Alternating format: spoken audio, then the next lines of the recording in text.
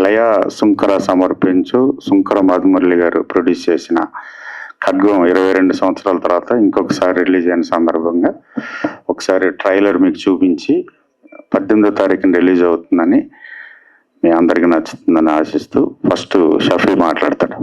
పాత్రికేయ మిత్రులకు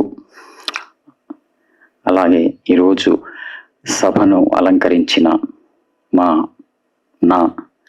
మీ ప్రియమైన దర్శకులు కృష్ణవంశీ గారికి, అలాగే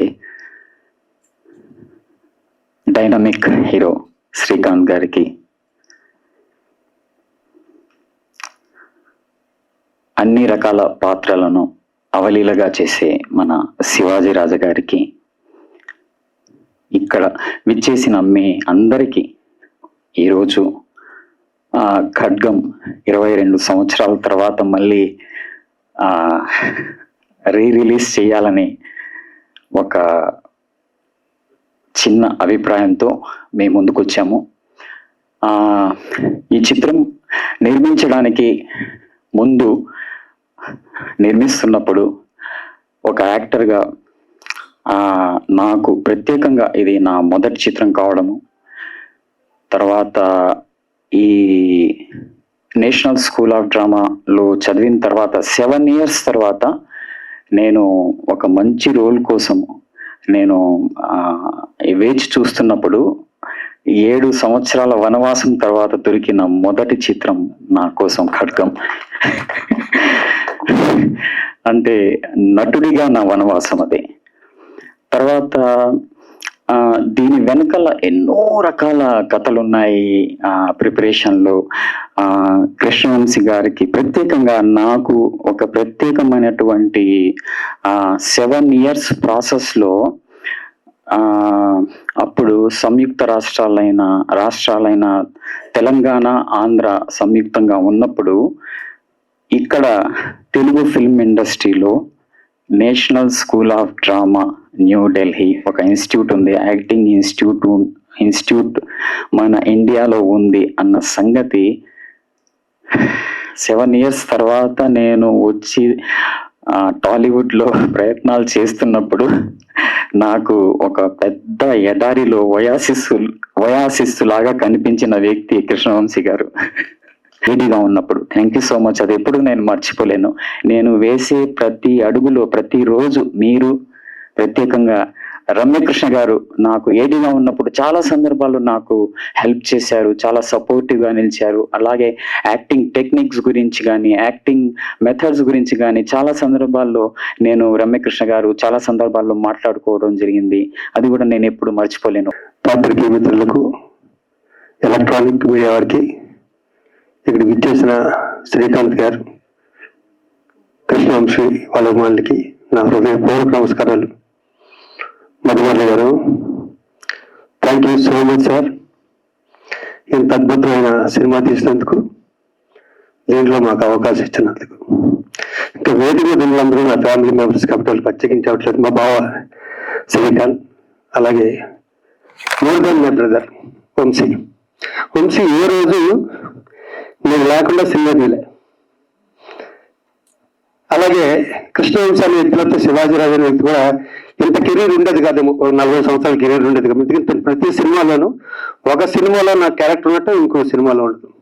నిన్న కాక మొన్న 1 month బ్యాక్ మొరారి పండుగ చేసుకున్నాం. ఇప్పుడు పండగ ఖడ్గం పండుగ.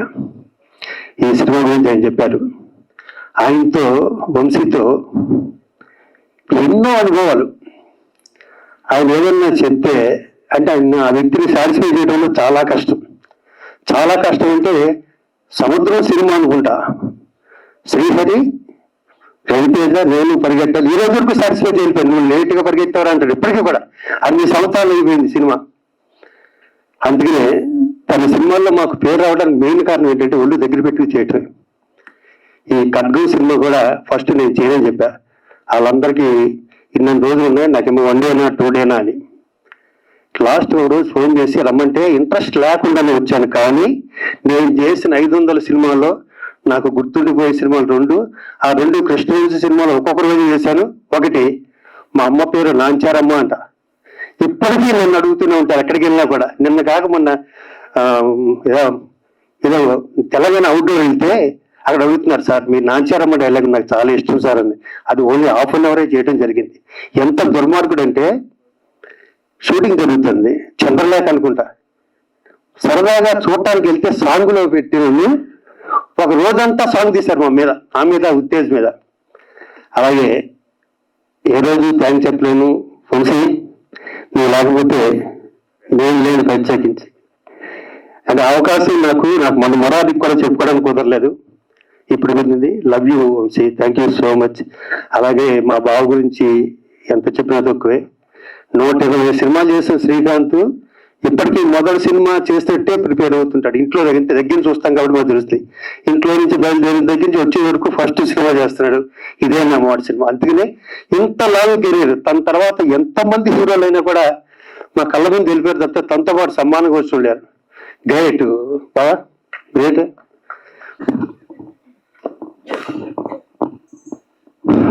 అందరికీ నమస్కారం. కరెక్ట్గా 22 years, అప్పుడే 22 years అయిపోయిందా అనిపిస్తుంది. ఎందుకంటే ఖడ్గం ఇప్పుడు చూస్తే ఏదో ఫ్రెష్గా ఫీల్ అవుతూ ఉంటాం. ప్రతి ఆగస్టు 15కి కానీ గాంధీ జయంతికి కానీ ఎప్పుడు కూడా టీవీలో చూసి మళ్ళీ చాలాసార్లు చూడడం జరిగింది. మా సినిమాల్లో ద బెస్ట్ ఫిలిం ఇప్పటికి చాలా మంది అడుగుతూ ఉంటారు, ఖడ్గం లాంటి ఫిలిం తీయండి అది. ఎక్కడ తీస్తాం కూడా తీయలేం. ఎందుకంటే అది ఒకటే వచ్చింది, పీస్, మాస్టర్ పీస్. నా లైఫ్లో నేను ఇప్పటికీ మర్చిపోలేని ఈ సినిమా మళ్ళీ అక్టోబర్ 18న రిలీజ్ చేయడం చాలా సంతోషంగా ఉంటుంది. ఎందుకంటే జనరేషన్స్ మారిపోతా ఉంటాయి. 20 years జనరేషన్స్. ఇప్పుడున్న జనరేషన్కి ఎవరికి ఖడ్గం అంటే ఎవరో తెలియదు. ఎందుకంటే వాళ్ళు 20 years వచ్చేసి ఉంటాయి కాబట్టి ఆ యూత్కి ఎవరికి కూడా ఖడ్గం గురించి నాకు తెలియకపోవచ్చు. మళ్ళీ ఒక మంచి పేట్రియాటిక్ ఫిలిం, మంచి ఫిలిం మీ ముందుకు రాబోతోంది. డెఫినెట్గా ఒక మంచి సినిమా చూసిన అనుభూతి మీకు కలుగుతుందని నేను మనస్ఫూర్తిగా అనుకుంటున్నాను. డెఫినెట్గా ఇంకా వంశీ, అసలు ఈ సినిమా నాకు వచ్చేది కాదు, నన్ను వద్దన్నారు ప్రొడ్యూసర్ గారు. మొదలండి ఫస్ట్ అంటే ఒకటి, అంతకుముందు నేను ఎప్పుడు ఫ్యామిలీ సబ్జెక్ట్ చేసేవాడిని.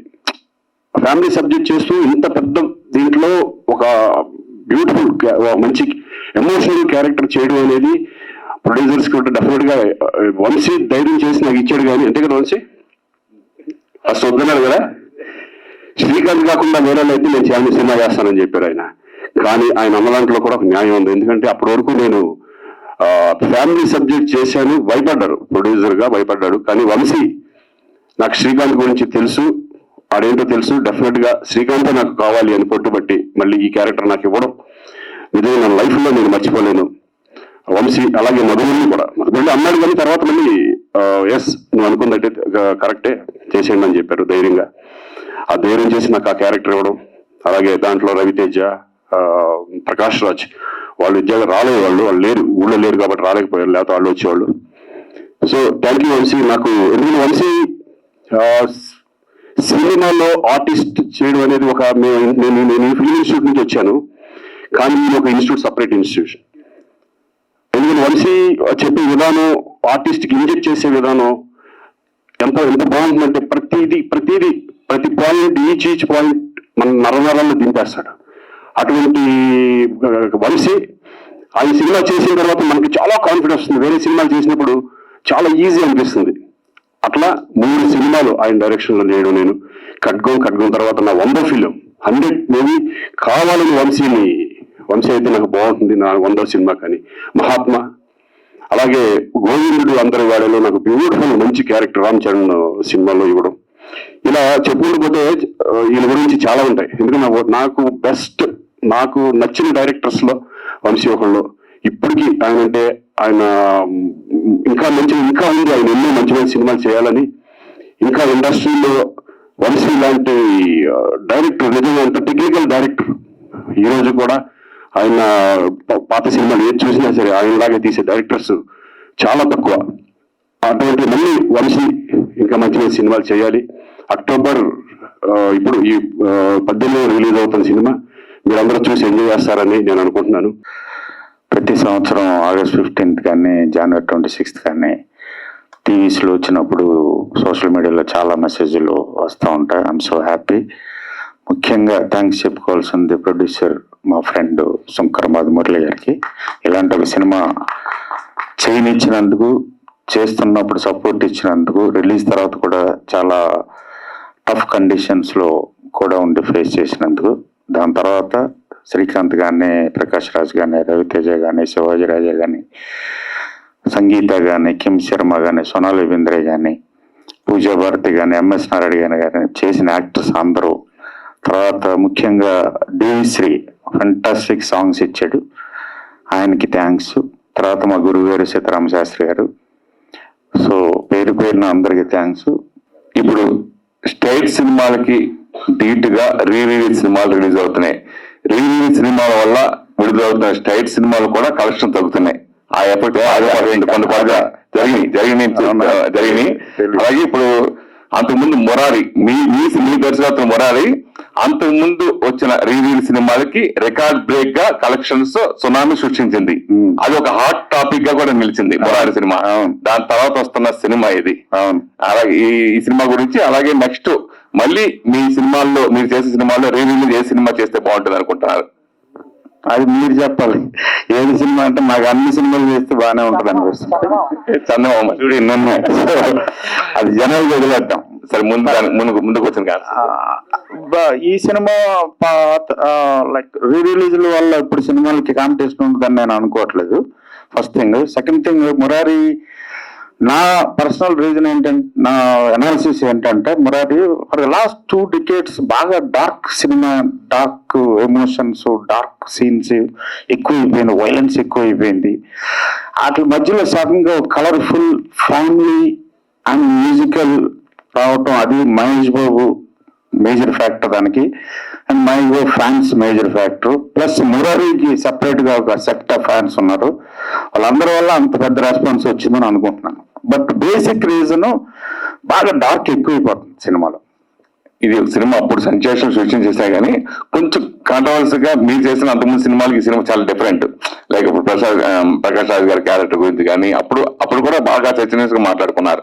సో మీకు అప్పుడు వచ్చిన ఎదుర్కొన్న సమస్యల గురించి కానీ, తర్వాత వచ్చిన అప్లాజ్ గురించి కానీ ఏం చెప్తారండి? అప్లాజ్ ఫెంటాస్టిక్ అప్లాజ్ వచ్చింది. నాకు ఇప్పటి వరకు కూడా ఒక 4-5 ఫిల్మ్స్ ఉన్నాయి నేను చేసిన వాటిలో, అన్నిటికీ చాలా గొప్ప రెస్పెక్ట్, గొప్ప ఎఫెక్షన్ వచ్చింది. So I'm very very grateful to all the producers in the first place, అలాంటి సినిమా చేయనిచ్చినందుకు ఫస్ట్. సెకండ్, అఫ్ కోర్స్ మన audience, most beloved audience, I'm happy. తర్వాత అవి వచ్చిన ప్రాబ్లమ్స్ అంటే అవి అప్పుడుతో అయిపోయినాయి కదా, ఇప్పుడు ఎందుకు వెళ్ళుకోవడం. ఇప్పుడు మీరు ఎలా కూర్చున్నారు? 22 సంవత్సరాలు దిగిన ఫోటోకి ఈ ఫోటోకి ఏమీ తేడా లేదు. కళ్ళు వెళ్తాయి. నిన్ను చూసే కాదు కొడుతున్నాను. నీకు తెలుసా 97లో నీ మ్యారేజ్కి వచ్చాం అక్కడికి, బాలపల్లు. అప్పుడు ఎలా ఉంది, ఇప్పుడు అలాగే. సరే, ఇప్పుడు ఫైనల్ గా ఒక్క ఛాన్స్ అని మనకి ఇష్టమైన చాలా తక్కువ రేరుగా ఉంటారు. ఆ కృష్ణవంశీ గారి దర్శకత్వంలో ఒక్క సీన్ చేసినా చాలు అని ఆర్టిస్ట్ అప్పుడు ఫీల్ అయ్యేవారు. మనం ఉన్నప్పుడు చాలా వంశీ గారు ఒక్క వయసు వచ్చిన చాలు, ఒక్క సీన్ లో చేసినా చాలు అని ఫీల్ అయ్యారు. అట్లాంటిది మీరు ఖడ్గం, మహాత్మా, మళ్ళీ హీరోగా కాకుండా క్యారెక్టర్ కూడా గోవింద చేయడం జరిగింది. సో ఇందాక ఫస్ట్ నిర్మాత వద్దన్నా ఏ వద్దన్నా చేయడానికి, సో అలా ఒప్పుకున్నారు కాబట్టి అప్పుడు వంశీ గురించి, ఇప్పుడు వంశీ గురించి మీరేం చెప్తారు? అప్పుడు వంశీకి మనకు కొంచెం హాట్ గా అప్పుడు ఎలా ఉన్నాడో డెఫినెట్ ఇప్పుడు సినిమా చేస్తే అదే వంశీ నాకు కనపడతాడని అనిపిస్తుంది. ఎందుకంటే ఇప్పటికీ ఆయన నేను ఇప్పుడు రెగ్యులర్ గా టచ్ లో ఉంటాం. నేను అంటా ఉంటాను, నాకు ఒక మంచి ఇంకో కన్వీనెన్స్ చేద్దాం వంశీ అంటే రా అంటారు. అదే కదా లేదు మనకి ఇప్పుడు. సో వంశీ అనేది ఎప్పుడు మారలా, బట్ కొంత గ్యాప్ రావచ్చేమో కానీ 100% వంశీ మళ్ళీ మంచి డైరెక్టర్ గా ప్రూవ్ చేసుకుంటాడు డెఫినెట్ గా. నాకు మార్పు లేదు, అతను నాకు ఏం మార్పు కనపడాల. అదే ఫ్రెండ్షిప్, అదే ఇది. వంశీ గారు, నేను వెంకట రెడ్డి సార్. చెప్పండి. సినిమా ఒక సెన్సేషనల్. ఇప్పుడు కూడా మనం ఇండిపెండెన్స్ డే ఇలా చూస్తుంటే ఆ పాటలు వేసేసి మొత్తం ఇప్పుడు కూడా చూస్తుంటాడు. అలాంటి శాటిలైట్ ఛానల్స్ న్యూస్ లో కూడా మనం బాగా చూస్తుంటాం సార్. అయితే నా ఏంటంటే ఇలాంటి సినిమాని పార్ట్ 2 లాగా తీయొచ్చు కదా, ఎందుకంటే హీరో కూడా రెడీగా ఉన్నాడు. నాకు తెలిసి శ్రీకాంత్ గారు అబ్బాయి రోషన్ పర్టికులర్ అదే కదా మీ క్వశ్చన్. నాకు పార్ట్ 2 మీద నమ్మకం లేదు సార్. పార్ట్ 2 అనేది బిజినెస్ ప్రపోజిషన్స్ అయింది తప్ప ఎక్స్టెన్షన్ ఆఫ్ ఫిల్మ్ అవ్వట్లేదు. నా సినిమాలు అన్ని కూడా అక్కడతో ఎండ్ అయిపోతుంది, వన్ అండ్ ఓన్లీ అని. దానికి ఎక్స్టెండ్ చేసి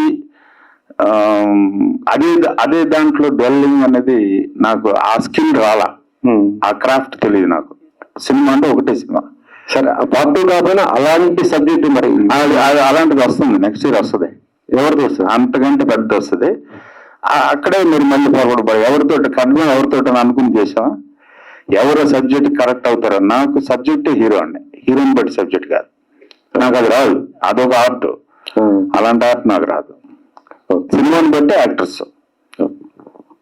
రీసెంట్ గా చెప్పినటువంటి మురారి రీ రిలీజ్ ఏదైతే అయిందో అప్పుడు థియేటర్ లో జరిగిన సందడి మీరు చూసారు. ఆల్మోస్ట్ ఫ్యాన్స్ ఏ తరహా రచ్చ అన్నది చూసారో చూసారు కదా, మ్యారేజ్ ఏదైతే సార్. అది చూసిన తర్వాత what is your first feeling sir? ఏంట్రా ఇది? మ్యారేజ్ అలా చేసుకోవడం చాలా తప్పు అనిపించింది, బాగా అనిపించింది నాకు.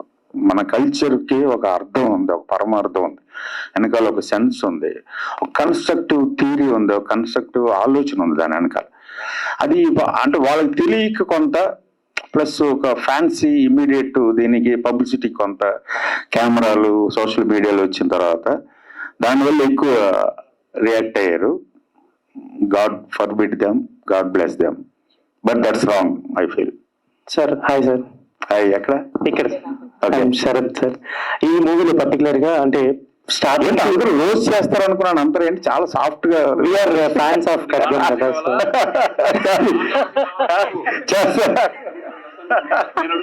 రండి సార్, సెకండ్ గారు రండి, మీరు రండి చెప్పండి. యా, అంటే స్టార్టింగ్ టు ఎండ్ వరకు కూడా ట్రై కలర్స్ ని చాలా చోట్ల మీరు మ్యాచ్ చేయడం, అంటే 3 కలర్ అది అంటే ఏమైనా ఐడియా పెట్టుకొని చేశారా?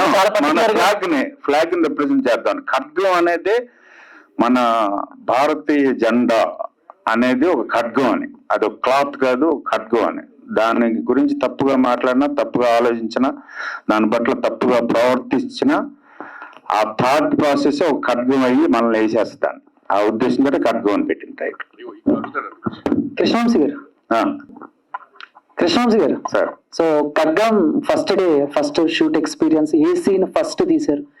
సో గుర్తుందా దాని గురించి? తిట్లు తిన్నాను ఫస్ట్ సీన్ కి. సార్ ఫస్ట్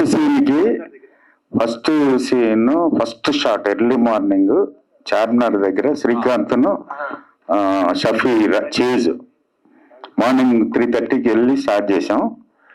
9:30 నుంచి శ్రీకాంత్ కొడతాడు అనుకోండి ఆ రోజు.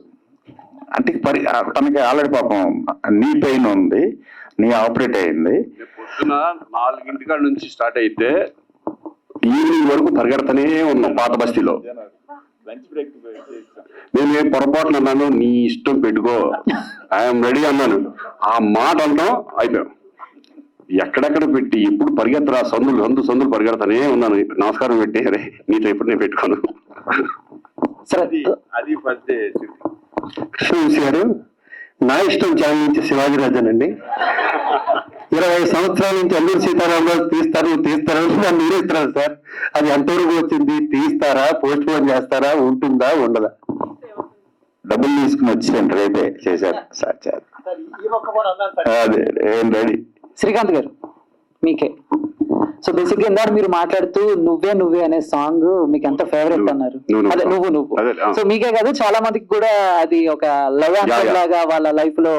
సో ఇందాక మాట్లాడుతూ కొన్ని సీన్లు చేయడానికి నేను కొంచెం మొహమాటం, సిగ్గుపడ్డాను అనిపించింది. మాకైతే స్క్రీన్ మీద చూస్తున్నప్పుడు అది అక్కడ కనిపించలేదు. అంటే మీరు అంత బాగా చేశారు, మీరు అంత బాగా చేశారు. బట్ అదే కాదు, నాకు కొంచెం మొహం ఎక్కువ. తీసుకున్నారు సార్ మొత్తం ఆ సాంగ్ చేయడానికి ఎన్ని టేక్స్ తీసుకున్నారు? టేక్లు అంటూ ఏం లేదు, రిహార్సల్ ఈతో చేసేవాడిని. ఫస్ట్ అనేవాడు సింగిల్ టేక్స్. ఇప్పుడు ఆ సాంగ్స్ మాంటేజ్ సాంగ్స్ అంటారు బేసిక్ గా, కొరియోగ్రాఫ్డ్ సాంగ్స్ కాదు, ఐ మీన్ స్టెప్స్ తోటి ఉన్న సాంగ్స్ కాదు. అందుకని కొరియోగ్రాఫర్ లేకుండా నేనే నా సినిమాలో చాలా పాటలు నేనే చేస్తాను. 3 days చేసాం, వియన్నాలో చేసాం. సో ప్రతి షాట్ ఫస్ట్ కన్సీవ్ చేసిన తర్వాత శ్రీకాంత్ తోటి, నేను శ్రీకాంత్ని, నువ్వు సోనాలి బెంద్రే అని చెప్పి మేమిద్దరం చేసి, ఆ తర్వాత ఇప్పుడు నేను సోనాలి బెంద్రే, నువ్వు శ్రీకాంత్ చేయరా అని మేమిద్దరం చేస్తుంటే ఆ అమ్మాయి చూసి సోనాలి మా ఇద్దరిని తిట్టి, అప్పుడు తను చేసారు, అలా చేసాం సాంగ్ అది. ఓకే. సో బాగా తనకి ఇంట్రోవర్ట్ కొంత, షైనెస్ కొంత, ప్లస్ గర్ల్స్ అనగానే కొంచెం చాలా ఇంటిమేట్ గా ఉంటాయి షార్ట్స్. సో అవన్నీ సిగ్గుపడుతూ ఉండేవాడు. దాన్ని కొంచెం ఓవర్కమ్ చేయడానికి ఒక టైం పడుతుంది. షఫీ గారు సో ఇందాక మాట్లాడుతూ మీరు శ్రీకాంత్ గారు మీరు షూట్ లో ఉన్నప్పుడు ఆయన అన్న ఒక మాట మీకు బ్లెస్సింగ్ లా ఉంది అనిపించింది అన్నారు కదా, ఏంటి ఆ మాట ఏమన్నా చెప్పచ్చా బయటికి మీరేమన్నా, లేకపోతే అది మనసులోనే ఇన్వాల్వ్ అయ్యి ఆ మాట అమ్మ ఏంట్రా ఇంత ఇదిలో ఉన్నాడని అనే అర్థం ఏంటంటే అంత ఇన్వాల్వ్ అయిపోయి చేస్తున్నాడని. అంటే యాక్టింగ్ మేమంతా మామూలు జనరల్ గా అంత అదే దాంట్లో ఉంటాడు. ఇంత మూర్ఖుడు ఏంటారు బాబు, ఈడేమంటారా బాబు ఆ ఉద్దేశంలో అన్నా ఉన్నాడు. అదే తిరపతి కాదు, యాక్టర్ గా ఇంత పర్ఫెక్షన్ అంత ఇన్వాల్వ్మెంట్ తో చేస్తున్నాడు, ఏమో ఎక్కడి నుంచి తీసుకొచ్చారా బాబు ఇతన్ని ఆమె టైప్ ఆఫ్ ఉద్దేశం అంతే. షఫీ గారు, ట్రూ. ఈ సినిమా రిలీజ్ అయిన తర్వాత మీ మీద మాత్రం బీభత్సమైన కోపం అసలు జనాలకి కానీ అసలుకి బయట కూడా అసలుకి మీ మీద అటాక్ కూడా జరిగే అవకాశం ఉందంత ఉంది అసలు. అంటే అంత బాగా జీవించారు నిజంగా. అంటే ఆ క్యారెక్టర్ అంతా ఉంది కదా, మీకు ఎలా అనిపించింది సార్ ఫస్ట్ మీ ఆ సినిమా చేస్తున్నప్పుడు?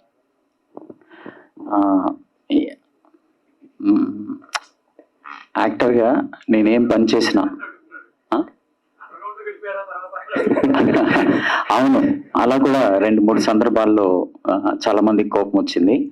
ఈవెన్ అప్పుడు ప్రత్యేకంగా ఒక స్పెషల్ షో ఏర్పాటు చేశారు ఎవరికి, మన అప్పుడు కొంత అంటే ఫిల్మ్ రిలీజ్ అయ్యాక కొన్ని ఒడిదుడుకులు వచ్చాయి, కొన్ని చోట్ల నుంచి అబ్జెక్షన్స్, కొన్ని బ్యాన్ చేశారు, కొన్ని చోట్ల ఒకరిద్దరు చనిపోయారు. చాలా విచారకరం. అప్పుడు ఏంటంటే స్పెషల్గా ఒక షో వేశారు. అప్పుడు హోమ్ మినిస్టర్ దేవేందర్ గౌడ్ గా ఆయన ఇతను నిజంగానే పాకిస్తాన్ నుంచి తీసుకొచ్చారా అన్నమాట. అలాగా అంటే ప్రత్యేకంగా చెప్పాలంటే నేను ఏ పాత్ర చేసినా అందులో పెద్ద పీట దర్శకుడికే ఇస్తాను, నేను కృష్ణవంశీ గారికే ఇస్తాను నేనేం చేసినా. ఎందుకంటే అక్కడ మా ఇద్దరి మధ్యన ఒక రకమైనటువంటి అండర్స్టాండింగ్ ఎలాంటిదంటే అది ఫర్ ఎగ్జాంపుల్ ఆయన ఏం కోరుకుంటున్నాడో నేను ఊహించగలను. నేను ఎలా చేస్తానో అంటే ఈవెన్ నేను ఏడీగా పనిచేస్తున్నప్పుడు 100 లెన్స్ పెడితే 100 లెన్స్కి ఎలాంటి యాక్టింగ్ చేయాలి, 24 లెన్స్ పెడితే 24 లెన్స్కి ఎలాంటి కంపోజిషన్, బాడీ లాంగ్వేజ్ ఉండాలన్న అంతే. అంటే ఆయన లెన్స్ చెప్పిన తర్వాత ఫలానా లెన్స్ అనేసి నేను యాక్టర్స్ కానీ బ్యాక్గ్రౌండ్ కానీ అవన్నీ సర్చ్ చేసేవాడిని అనమాట. సో ఇంత డీప్గా వెళ్ళడానికి తర్వాత నేను నేర్చుకున్న అంటే నేషనల్ స్కూల్ ఆఫ్ డ్రామాలో నేను తీసుకున్న ట్రైనింగ్ కానీ, లేకపోతే నాకేంటంటే నేను ఏ పని చేసినా ఎంత శ్రద్ధగానే చేయాలనుకుంటాను. నాకు ఇష్టమైన పని, నాకు ఇష్టమైన వృత్తి నటన కాబట్టి ఆయన ఏం చెప్పినా దాన్ని నేను ఒక ఆత్మను దాంట్లో క్రియేట్ చేయడానికి నేను ఇప్పుడు కూడా అదే ప్రయత్నం చేస్తాను. నాకు చాలా ఇష్టం. సో అంత బలంగా ఇంపాక్ట్ చేయడానికి నేను ఒక్కడనే కాదు, నాకు ఇచ్చిన ఇన్పుట్స్, వంశీ గారు నాకు ఇచ్చిన ఇన్పుట్స్, నా మెథడ్ యాక్టింగ్కి ఆయన చాలా సపోర్ట్ చేశారు. నేను ఎక్కడన్నా ఉండాలన్నా, నేను ఎక్కడన్నా వెళ్ళన్నా, నేను స్టడీ చేయాలన్నా ఒకటి చాలా జాగ్రత్త అని చెప్పేవారు, జాగ్రత్త చేసేవారు. ఇవన్నీ ఆ ప్రాసెస్లో నేను చాలా డీప్గా వెళ్ళడానికి ఆయన సహకారం లేకుండా ఉంటే, ఆయన నన్ను యాక్టర్గా ఆ మెథడ్ యాక్టింగ్ని, ఆ ప్రాసెస్ని అర్థం చేసుకునే ఒక దర్శకుడు దొరికినప్పుడు నటుడికి ఎక్స్ప్లోర్ చేయడానికి చాలా స్పేస్ దొరుకుతుంది. ఆ స్పేస్ ఉంది కాబట్టి ఆయన నాకు ఇచ్చారు, నా మెథడ్ యాక్టింగ్ అర్థం చేసుకున్నారు, క్యారెక్టర్ని కూడా అలా నాకు ఇంజెక్ట్ చేశారు కాబట్టి నేను చెప్పగలిగాను, నేను చేయగలిగాను. వితౌట్ డైరెక్టర్ నా ఒక్కడి వల్ల ఏమయ్యేది కాదు. అంతే. Whole credit goes to Guruji.